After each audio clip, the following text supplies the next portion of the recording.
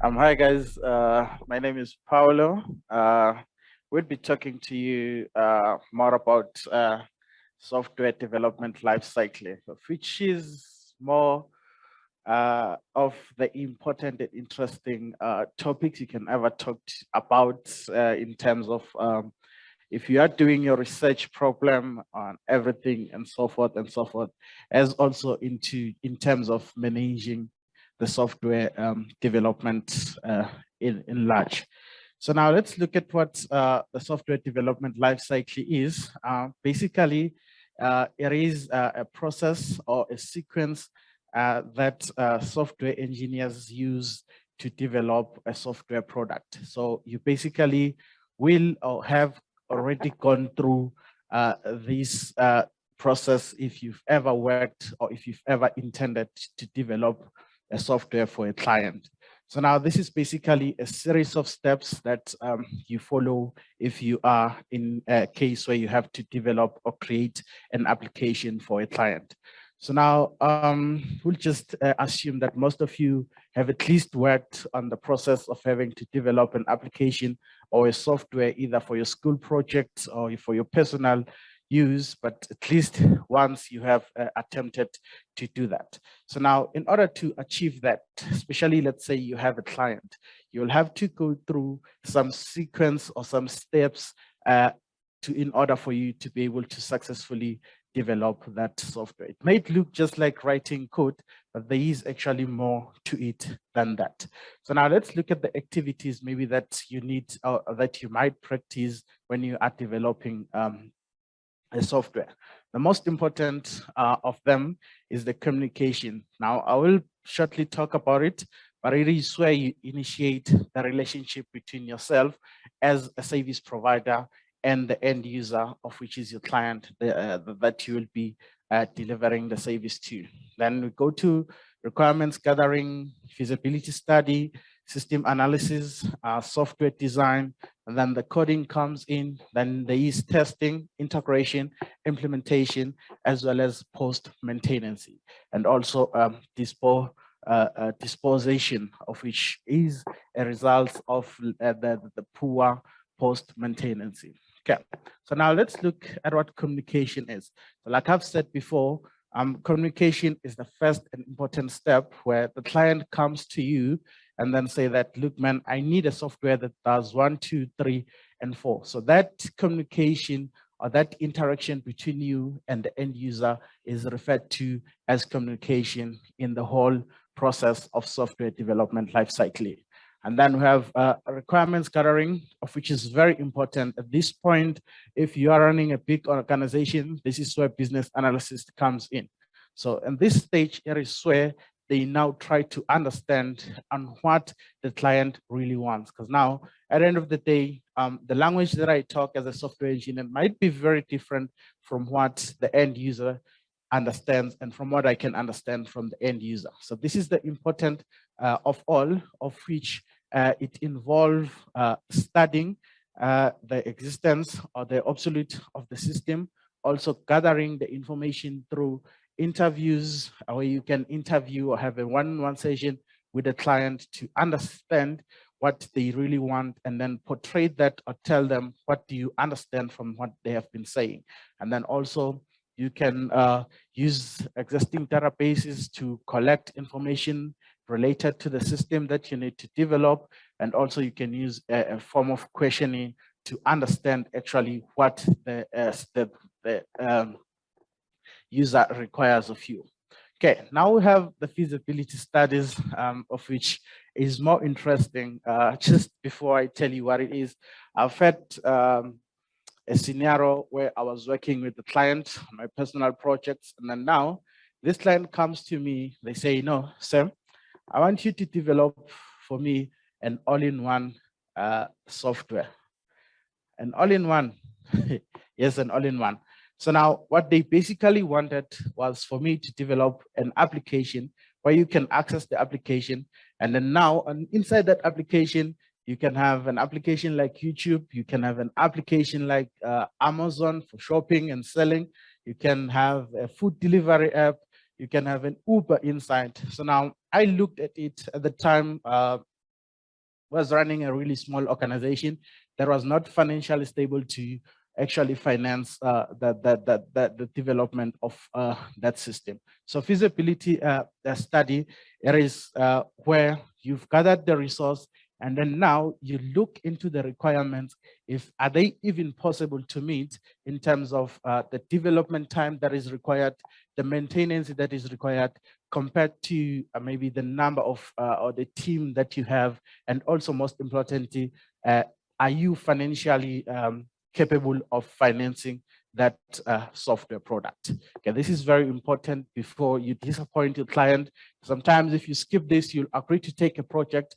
When you go by, you need to push this all into cloud, for an example, or you need to go install it into the machine of that client, only to find that you do not have enough finances to finance that. So it's very important also and very interesting. So we have now also the system analysis. So now, once you are sure that you want to go forward with the development of that system, so now you do what we call a system where you draw a roadmap, or where you plan on the steps that you are going to take in developing that system, and you have everything and all the resources according to the requirements of that system. And then we also have the software design.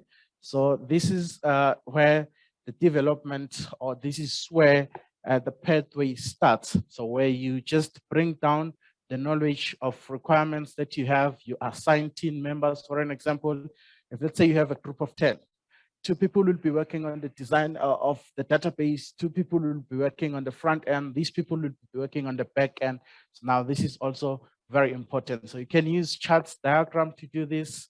And some people use what you call SU code. So SU code is basically an old programming language.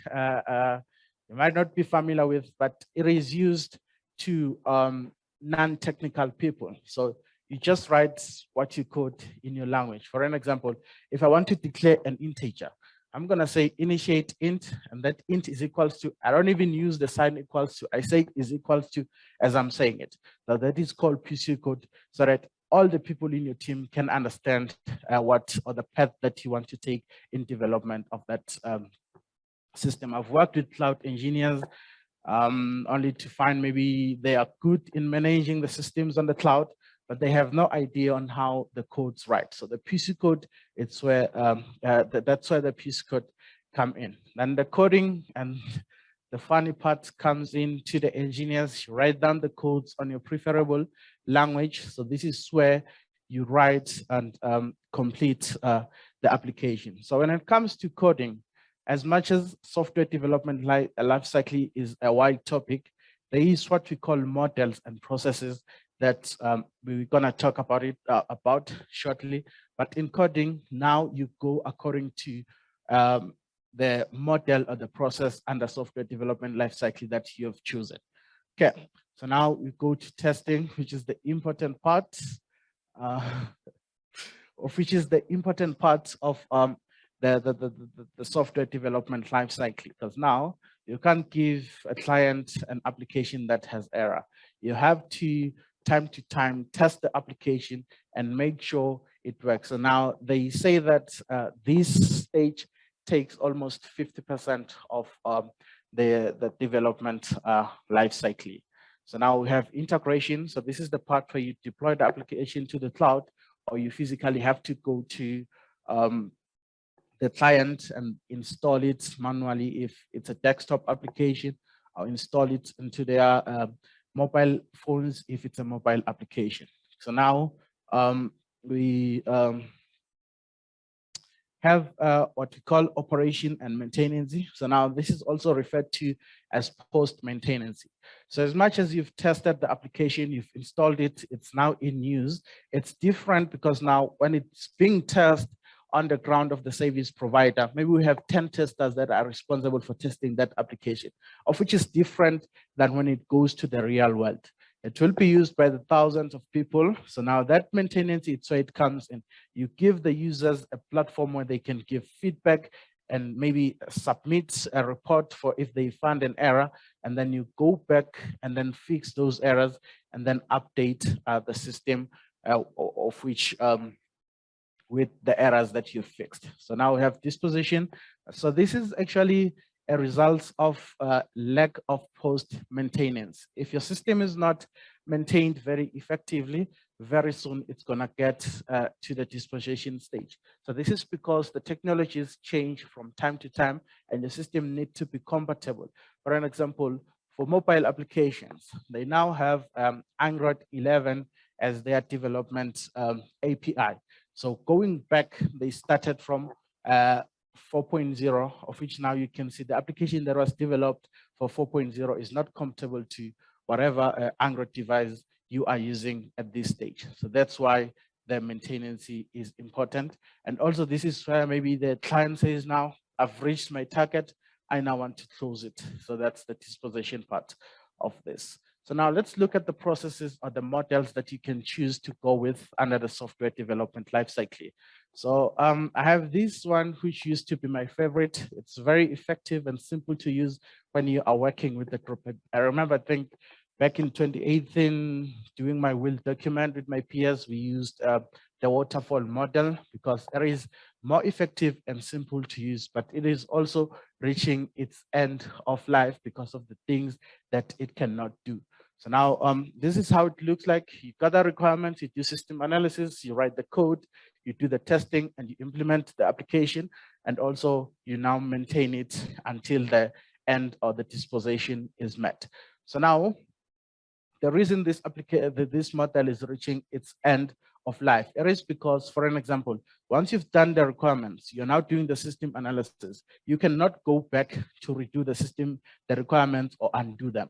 So you need to be sure at each stage that what you need is exactly what you've collected is exactly what you need. Say now you are writing the code and you see that you need to do something with the planning, you now cannot go back and do or do anything with the system analysis that you've completed. So now we have the iterative model. Takes a lot of time to implement, but it is more like you iterate or you repeat in a circular manner every process or every stage of the process that you've went through. So this is how the structure looks like. So now if you are doing testing, you're gonna go to verification and now then go back to testing again after you've verified it. The same process until you are happy with each of those stages. Okay, so now I have the spiral model. It is used at large organizations, maybe like BPD itself. If you are working at a small group, it's a no-go area. It's very complicated, as now it includes a lot of risk management, prototype, design, and coding. And then at implementation, you have to redo the same thing or the same process over and over again. That's why it's called the spiral model. I've never used this myself. I always find it very complicated. Okay, and then now we have a V model. So this is just a recent model, but it is where they try to redo or where they try to make the waterfall model more better. Because now this is very same with the waterfall model, but now with the V model, I can always go back to the previous stage if ever I want to change something. Say I'm at the testing stage and I see that I need to change something with my code or the database, I can always go back with this model to do that. Okay, then we have the Pingpang model, very similar to code and fix. I've used this all my life. So here what you do, you write the code, you test it, you fix it, you push it to the server, you write it, you test it, you push it to the server. There is no sequence that you actually have to follow. There is no step that you actually have to follow, but it requires a lot of effort. Because now as you write the code, you have to test it. You may have to, because now we also have what you call the continuous integration. You might also be able to code and fix the application as much as it is also on the servers or it's also on production.